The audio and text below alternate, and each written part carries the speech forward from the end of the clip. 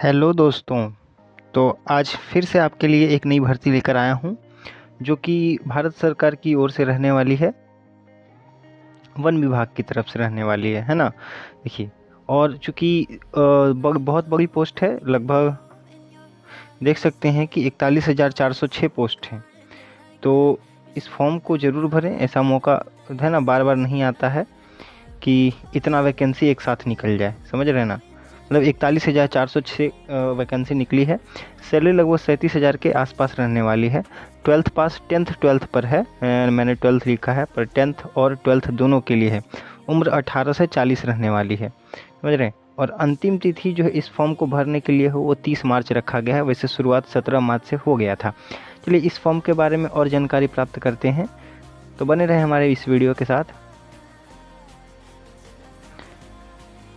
अगर इस भर्ती के बारे में अगर हम संक्षिप्त में जानते हैं तो देखिए, सबसे पहला कि भर्ती का नाम क्या है, ठीक है ना। तो वन विभाग भर्ती 2025 है, और विभाग का नाम क्या है तो वन विभाग।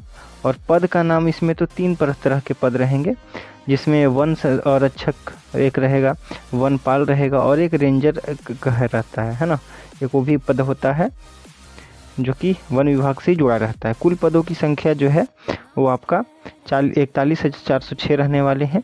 कार्य स्थान जो है भारत के विभिन्न राज्यों में मिलेंगे, अलग अलग राज्यों में ये जॉब मिलेगी आपको, ठीक है।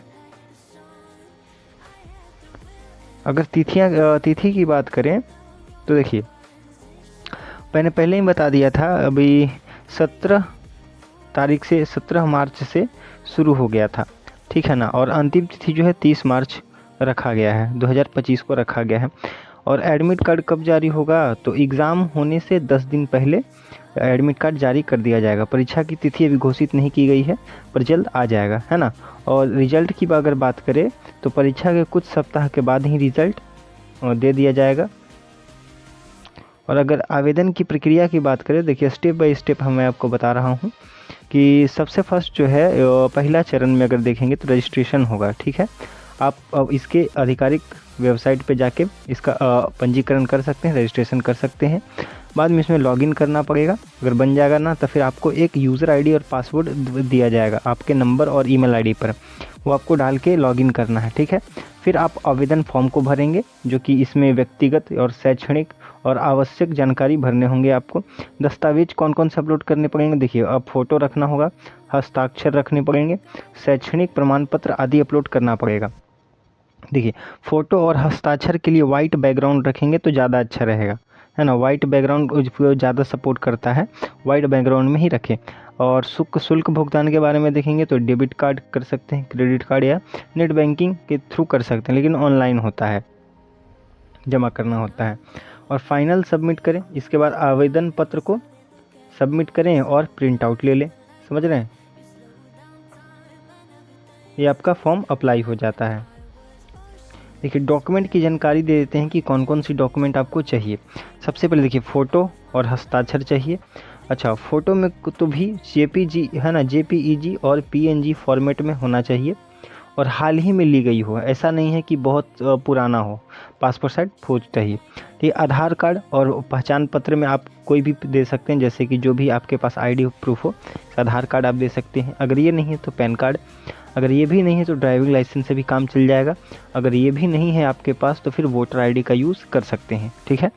अभी देखिए, शैक्षणिक प्रमाण पत्र में देखे जाए तो फिर 10th और 12th का मार्कशीट और प्रमाण पत्र लग जाएंगे, सर्टिफिकेट आपको यहाँ पे मांगेगा, ठीक है। और अगर जाति प्रमाण पत्र की बात करें तो देखिए, अगर आप SC ST या OBC से आते हैं तो OBC NCL ज़रूर बनवा लें, इसमें छूट मिलता है, समझ रहे हैं। यदि उम्मीदवार आरक्षित श्रेणी से हैं तो सरकार द्वारा जारी प्रमाण पत्र,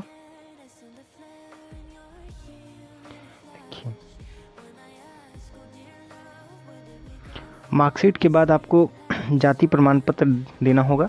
अगर आप OBC से आते हैं, SC ST से आते हैं तो इसमें आपको जैसे हर गवर्नमेंट जॉब में वैकेंसी में आपको छूट देखने को मिलती है, इसमें भी मिलेगी, है ना। यदि उम्मीदवार आरक्षित वर्ग से हैं तो सरकार द्वारा जारी प्रमाण पत्र आवश्यक होगा। निवास प्रमाण पत्र देना पड़ेगा, जो कि राज्य सरकार द्वारा जारी निवास प्रमाण पत्र होना चाहिए। ये देखिए आय प्रमाण पत्र EWS के लिए भी है, जो कि उसमें भी आरक्षण का अगर आप आते हैं EWS के अंतर्गत तो ये बनवा के फॉर्म फिल करते समय इसको आप अपलोड कर सकते हैं। इससे आपको अतिरिक्त छूट देखने को मिलेगी। अब आता है कि PH प्रमाण पत्र यदि लागू है, PH प्रमाण पत्र से दिव्यांग उम्मीदवार के लिए वैध है, मेडिकल प्रमाण पत्र होता है, आप इसमें ऐड कर सकते हैं। फिर डोमिसाइल प्रमाण पत्र आपको देना पड़ेगा, जो कि जिस राज्य की भर्ती हो रही है वहाँ का निवास प्रमाण पत्र यहाँ पे यही यदि आवश्यक हो तो देना पड़ेगा। कि मैं आपको एक टिप्स भी देना चाहूँगा।